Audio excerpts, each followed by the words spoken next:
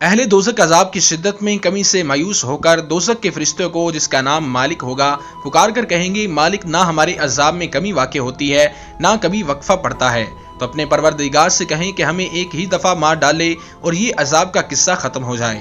مالک کہے گا تمہارے جرائم کی سزا کے لیے بہت طویل مدت درکار ہے، لہٰذا مر جانے کا تصور ذہن سے نکال دو، تمہیں زندہ رکھ کر ہی سزا دی جا سکتی ہے، لہٰذا تمہیں یہیں رہنا ہوگا اور زندہ ہی رکھا جائے گا۔ دوستو، جب تمام جنتی جنت میں چلے جائیں گے، ایک مومن شخص جہنم کے گہرے گرے میں ہوگا اور اونچی آواز سے یا حنانو یا منانو پکار رہا ہوگا۔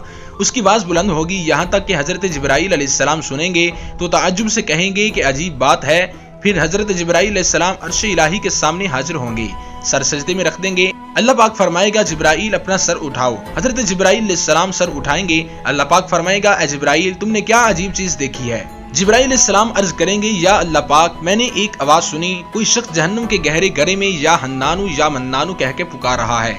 اللہ پاک فرمائے گا اے جبرائیل مالک یعنی دروغ جہنم کے پاس جاؤ اور انہیں کہو کہ وہ بندہ جو یا حنانو یا منانو پکار رہا ہے اسے جہنم سے نکال لاؤ۔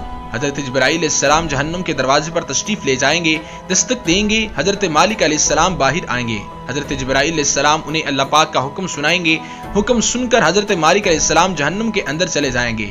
اللہ کے رسول صلی اللہ علیہ وسلم نے ارشاد فرمایا جیسے ماں اپنے بچوں کو پہچانتی ہے، حضرت مالک علیہ السلام ایسے ہی جہنم کو پہچانتے ہیں۔ اس کے باوجود آپ اس یا حنانو یا منانو پکارنے والے شخص کو تلاش نہیں کر پائیں گے۔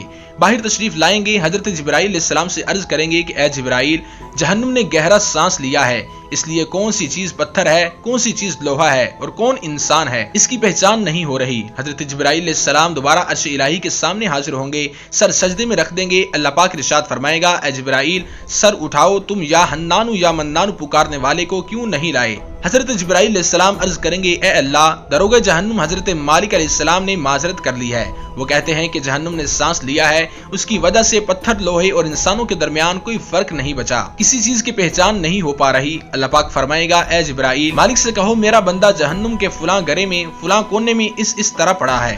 حضرت جبرائیل علیہ السلام دوبارہ جہنم کے دروازے پر جائیں گے، حضرت مالک علیہ السلام کو یا حنانو یا منانو پکارنے والے کا پتہ بتائیں گے۔ حضرت مالک علیہ السلام جہنم کے اندر جائیں گے تو دیکھیں گے کہ ایک شخص ہے، اس کے پاؤں اس کی پیشانی کے ساتھ اور ہاتھ گردن کے ساتھ بندھے ہوئے ہیں اور جہنم کے سانپ بچھو اس کے ساتھ لپٹے ہوئے ہیں۔ حضرت مالک علیہ السلام اس کی زنجیریں توڑ دیں گے اور جہنم سے نکال کر حضرت جبرائیل علیہ السلام کے حوالے کر دیں گے۔ حضرت جبرائیل علیہ السلام اسے لے کر عرش الہی کے سامنے حاضر ہوں گے اور سر سجدے میں رکھ دیں گے۔ اللہ پاک فرمائے گا اے جبرائیل سر اٹھاؤ۔ جبرائیل علیہ السلام سر اٹھائیں گے۔ اب اللہ پاک اس بندے سے فرمائے گا اے میرے بندے کیا میں نے تیری بہترین تخلیق نہیں کی تھی؟ کیا میں نے تیری طرف رسول نہیں بھیجے تھے؟ کیا ان رسولوں نے تمہیں میری کتاب نہیں سنائی تھی؟ کیا میرے رسولوں نے تجھے نیکی کا حکم نہیں دیا تھا؟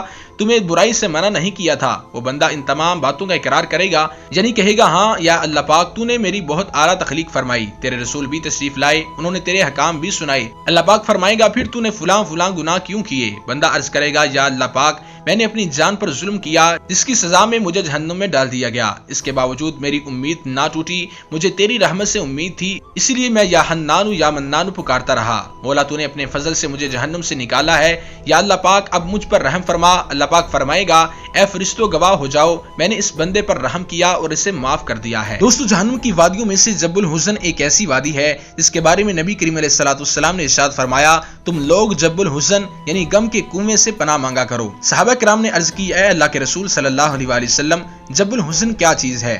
آپ صلی اللہ علیہ وسلم نے ارشاد فرمایا جہنم کی ایک ایسی وادی ہے جس کا حال اتنا سخت ہے کہ خود جہنم ہر دن میں 400 مرتبہ اس سے پناہ مانگتی ہے۔ عرض کیا گیا کہ اے اللہ کے رسول صلی اللہ علیہ وسلم اس میں کون لوگ جائیں گے؟ آپ صلی اللہ علیہ وسلم نے ارشاد فرمایا وہ بڑے عبادت گزار یا زیادہ قرآن پڑھنے والے جو دوسروں کو دکھانے کے لیے اچھے اعمال کرتے ہیں۔